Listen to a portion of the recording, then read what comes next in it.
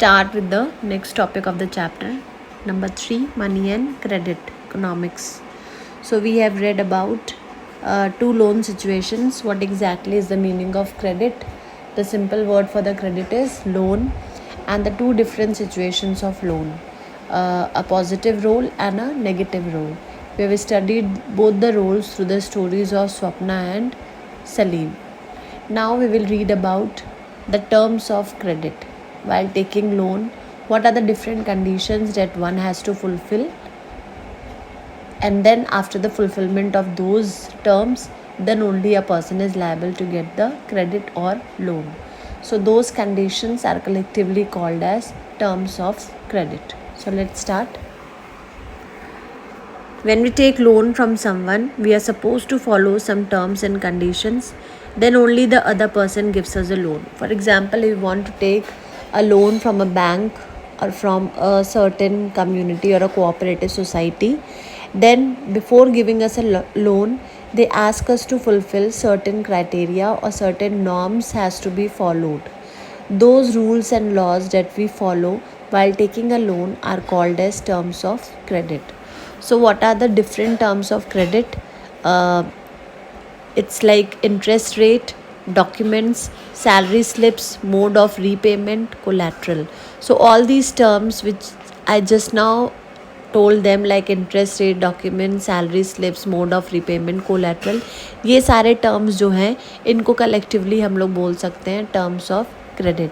अब ये होते क्या है? Now we will see what exactly is the meaning of each term that has been just now mentioned while explaining this terms of credit. So first is terms of credit में you can see what are the different terms of credit. Interest rate, collateral and documentation requirement and the mode of repayment together comprise what is called the terms of credit. Now we will understand what is interest rate. Interest rate is an interest charge that borrower pay to the lender for a loan. For example, when we take certain amount of money from someone as loan, for example rupees 1 lakh, then we have to pay the desired amount of rate of interest annually on that loan. This extra amount apart from the assured amount is called the interest rate. So when we are taking a sum of money from someone, for example if I am asking 1 lakh rupee from someone, the other person will tell me that okay, I'll give you 1 lakh rupees, but along with the sum, along with the money you have taking, you have to pay a certain rate of interest on that. For example, if the rate of interest is 10% annually, then while I will repay the amount will not be just 1 lakh, it will be 1 lakh 10,000. तो जितने percent का आपका rate of interest charge होगा उतना आपको extra उसमें payment देने पड़ेगा, और जो एक्स्ट्रा पेमेंट होता है इसी को हम लोग बोलते हैं interest. So interest rate can vary from bank to bank. Private banks का जो रेट ऑफ इंटरेस्ट होता है डैट इज़ कंपैरेटिवली हाई. वहीं पे गवर्नमेंट बैंक्स के जो रेट ऑफ इंटरेस्ट है वो काफ़ी रीजनेबल होते हैं. तो it depends from one place to another what sort of rate of interest are they offering to their borrowers. So this was your interest rate. Next we have collateral. Collateral is an asset that the borrower owns, such as land, building, vehicle, livestock, deposits with banks, and uses this as a guarantee to a lender until the loan is repaid. So second thing is collateral. Collateral में कोई भी asset हो सकता है जो borrower का खुद का होगा. For example, it can be his own house, his own land, his vehicle, his livestock, उसके कुछ deposits, FD के papers, बैंक में जो डिपॉजिट्स होते हैं उसको, मतलब जब वो आपको कुछ लोन देगा तो उसके सिक्योरिटी में अपने पास कुछ रख लेगा. इन केस अगर आप रीपे नहीं कर पा रहे हो लोन, तो वो उस कोलैटरल वैल्यू से आपके लोन की अमाउंट को क्या कर लेगा, रिकवर कर लेगा. कुछ सिक्योरिटी रीज़न से कुछ लोग जब लोन देते हैं तो वो कोलैटरल भी रखवाते हैं कि आप ठीक है लोन ले लो, सारे टर्म्स एंड क्रेडिट्स भी फुलफिल कर लो और साथ में कोलैटरल भी रख लो. So in case if you are not paying back the money, then we don't have to run after you, we will get the money from that collateral, the value which we have kept with us, we will get the money out of that asset. So this is called as collateral. Next we have I have given the example also. In certain cases while giving loan, people charge rate of interest as well as collateral.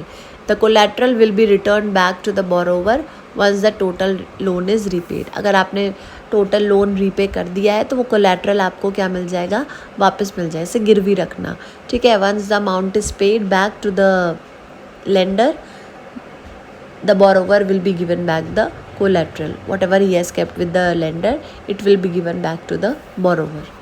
Next we have document requirement.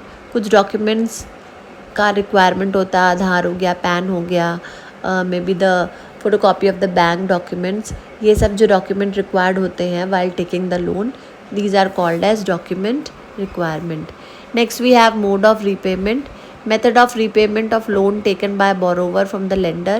Example in EMI, in check or in cash etc. Method of repayment में देखते हैं कि आप जब उनको loan लेने के बाद रीपे करोगे तो किस मोड से करोगे, whether it will be in EMI और वो चेक आप दोगे कि कैश दोगे, किस तरह से आप उनको वापस करोगे पैसा, उसके जो कंडीशन होती है उसको बोलते हैं मोड ऑफ रीपेमेंट. तो ये हैं कुछ टर्म्स जो हम लोग कलेक्टिवली इनको बोलते हैं कि these are the terms of credit: interest rate, collateral and document requirement, mode of repayment. Now we have the terms of credit vary substantially from one credit arrangement to another.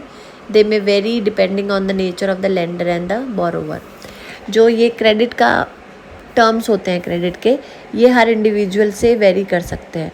कोई आपको बहुत कम rate of interest पे दे सकता है, वहीं पे same amount का loan आपको प्राइवेट बैंक बहुत ज़्यादा इंटरेस्ट रेट पे दे सकता है.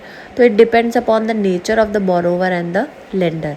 For example, Mohan who is not educated goes to a lender who demands 60% rate of interest annually. Here Mohan, for taking 1 lakh rupees, will have to pay 1,60,000, which can cause trouble for him. So यहाँ पे एक मोहन है, वो educated नहीं है, तो he won't be able to go to bank and fulfil all the documentation and all the terms of credit. So he has gone to a money lender. अब money lender से if he is taking 1 lakh rupees, तो money lender अपने मर्जी से अपना rate of interest उससे demand करेगा और वो कह रहा है कि मुझे 60% एनुअली अपना रेट ऑफ इंटरेस्ट चाहिए. तो मोहन को अब जब वो पैसा लेगा, तो जब उसको वापस करेगा तो उसको 1 लाख की जगह उसको 1,60,000 पे करना पड़ेगा, जो कि उसके लिए बहुत ज़्यादा क्या हो जाएगी, प्रॉब्लम हो जाएगी. 1 लाख ही इज टेकिंग 60,000, वो उस पर क्या दे रहा है, इंटरेस्ट दे रहा है. वहीं पे राम है जो कि बहुत एजुकेटेड है, वो बैंक जाता है और वो डिमांड करता है कि मुझे 1 लाख रुपये चाहिए. अब बैंक उससे सिर्फ 8% रेट ऑफ इंटरेस्ट डिमांड कर रही है. तो जितने भी टर्म्स ऑफ क्रेडिट है, जितने भी डॉक्यूमेंट रिक्वायरमेंट है, सब कुछ फुलफ़िल करने के बाद राम जब 1 लाख रुपीज़ लेगा, तो उसको जब वापस करना होगा तो उसको सिर्फ 1,08,000 रुपीज़ वापस करना पड़ेगा. तो 1,60,000, 1,08,000 बहुत ज़्यादा डिफरेंस है. तो जो टर्म्स ऑफ क्रेडिट होती है ये वेरी करती है depending on the nature of the lender and the borrower, plus it depends from organisation to organisation. अगर आप प्राइवेट से ले रहे हो तो it will be comparatively too high, and if it is taken from a government organisation it will be comparatively low. तो terms of credit में vary from one credit arrangement to the another. Next we have in rural areas. Rural areas में क्योंकि basically लोग बहुत ज़्यादा educated नहीं होते हैं, तो वो जब लोन लेते हैं वो कोऑपरेटिव से लेते हैं. Now we will understand what are these cooperatives. Cooperative societies are group of people who work for their own welfare. There are several types of cooperative possible, such as farmers cooperatives, weavers cooperatives, industrial cooperatives etc. Cooperative societies या cooperative जो होते हैं, ये group of people होता है. इसमें खूब सारे लोग होते हैं जो अपने वेलफेयर के लिए काम करते हैं. ठीक है, ये सारा अमाउंट पूल कर लेते हैं और अलग अलग एसोसिएशंस के लिए अलग अलग कोऑपरेटिव्स बन जाते हैं. जैसे फार्मर्स के लिए है तो फार्मर कोऑपरेटिव बन जाएगा, तो वो जो कोऑपरेटिव होगा वो सारे फार्मर्स को हेल्प आउट करेगा. वीवर कोऑपरेटिव है तो वो अपना एक कोऑपरेटिव बनाएगा and they will help their own people. ऐसे इंडस्ट्रियल कोऑपरेटिव्स है तो वो इंडस्ट्री के जितने भी वर्कर्स होंगे उनकी हेल्प करेगा. तो अलग अलग सेगमेंट के लिए उन्होंने अलग अलग डिपार्टमेंट वाइज अपने अपने कोऑपरेटिव्स बना लेते हैं लोग अपने कन्वीनियंस के हिसाब से. It accepts deposit loan from its members with these deposits as collateral. The cooperatives has obtained a large loan from the bank. These funds are use to provide loan to members. ये अपने members से जो loan होता है उसके deposits को accept कर लेते हैं। उसके बाद इन डिपॉजिट्स को कोलैटरल की तरह रख के वो बैंक से काफ़ी बड़े अमाउंट में लोन ले लेते हैं और यही पैसों से वो अपने मेंबर्स को क्या करते हैं, लोन प्रोवाइड करते हैं। तो बैंक से उनको कम रेट पे मिल जाता है और फिर वो उसी कम रेट पे अपने मेंबर्स को लोन प्रोवाइड कर देते हैं। तो here they are not working for the benefit of having profit, here they are working for the welfare of the people, of welfare of their own members. So they keep the deposits of its members as a collateral to the banks, and in place of that loan or the collateral value they get a huge amount of loan और उस loan को फिर अपने members जिसको ज़रूरत होगी उसको loan में दे देंगे। Cooperative provide loan for agricultural implements, cultivation and trade, fishery for making home etcetera. और जो कोऑपरेटिव्स होते हैं ये लोन प्रोवाइड करते हैं लोगों को बहुत अलग अलग पर्पज़ के लिए, like agricultural implements, cultivation and trade, fishery for making home etcetera. ये बहुत सारे पर्पज़ हैं जिनके लिए कोऑपरेटिव्स जो हैं वो अपने मेंबर्स को लोन प्रोवाइड करते हैं। Now we have formal sector loan and informal sector loan. Formal sector loan वो होता है, फॉर्मल सेक्टर वो होता है जब आप लोन एक प्रॉपर बैंक और कोऑपरेटिव सोसाइटी से लेते हो, जबकि जो इनफॉर्मल सेक्टर होता है वो आपका लोन होता है जो अपने फ्रेंड्स, रिलेटिव्स, मनी लेंडर से लेते हो, उनको हम लोग कैटेगराइज करते हैं इनफॉर्मल सेक्टर लोन में। तो यहाँ पे पहले हम देखेंगे फॉर्मल सेक्टर लोन क्या है। Reserve Bank of India supervises the functioning of formal sources of loan. So it's not like that there is no organization that will supervise the functioning of the formal sources of loan. यहाँ पे RBI होता है। RBI जो है वो पूरी supervision करता है कि जो फॉर्मल सेक्टर लोन के जितने भी सोर्सेज हैं वो अच्छे से काम कर रहे हैं कि नहीं कर रहे हैं। तो there is an eye kept on them and that eye what we call them as RBI. It includes bank and cooperatives. Formal sector में आपके बैंक्स आते हैं, कोऑपरेटिव्स आते हैं। एक reasonable rate of interest charge जाता है, अपने मन से वो कुछ भी चार्ज नहीं कर सकते हैं। Terms of credit are fair and there is no discrimination on the basis of religion, gender और कास्ट। यहाँ पे जो टर्म्स ऑफ क्रेडिट होते हैं काफ़ी अफोर्डेबल होते हैं और जो टर्म्स ऑफ क्रेडिट होंगे वो सब पे अप्लाई होगा। ऐसा नहीं है कि कोई गरीब आया है तो उसके लिए टर्म्स ऑफ क्रेडिट अलग हैं, कोई अमीर आया है या कोई फिर SC/ST आया है तो उसके लिए अलग, जनरल है तो उसके लिए अलग। The terms of the credit will be equal for everyone. Proper terms of credit and collateral are necessary for these loans. अगर आपको ये लोन लेने हैं तो प्रॉपर टर्म्स ऑफ क्रेडिट होगा, कोलैटरल आपको रखना इम्पॉर्टेंट होगा। ये दो चीज़ों का फुलफिलमेंट होगा तो आपको यहाँ से लोन ईजिली मिल जाएगा। And the last one is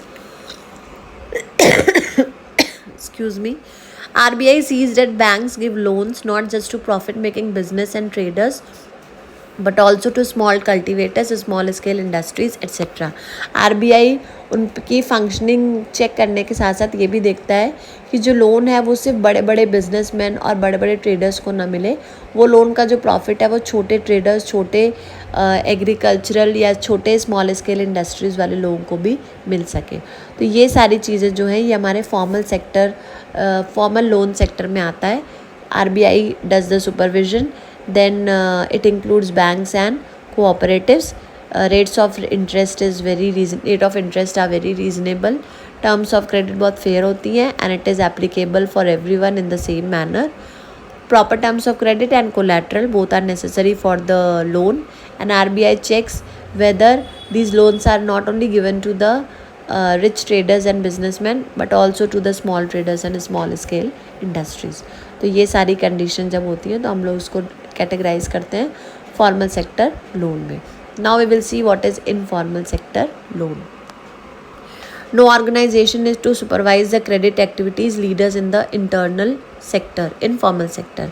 यहाँ पे कोई भी ऑर्गेनाइजेशन नहीं है जो इनकी एक्टिविटीज़ को सुपरवाइज करे, जैसे कि फॉर्मल में था RBI सुपरवाइज करता था, यहाँ पे there is no one to supervise the functioning of this sector. It include friends, relatives, parents, money lenders etcetera, ये सारे लोग आ जाते हैं। Usually a very high rate of interest is charge, बहुत ही रीजनेबल नहीं, बहुत ही high rate of interest charge होता है। टर्म्स ऑफ क्रेडिट अनफेयर होती हैं, किसी के साथ कोई टर्म्स ऑफ क्रेडिट हो जाएगी, किसी के साथ कोई हो जाएगी, सेम अप्लाई नहीं होता है।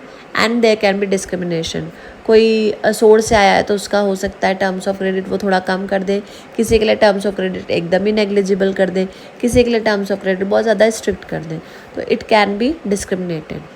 Proper terms of credit and collateral are absent, बहुत ज़्यादा कोई फॉर्मल सेट ऑफ रूल्स नहीं होते हैं टर्म्स ऑफ क्रेडिट के लिए, और कोलैटरल किसी से ले भी सकते हैं, किसी से नहीं भी ले सकते हैं।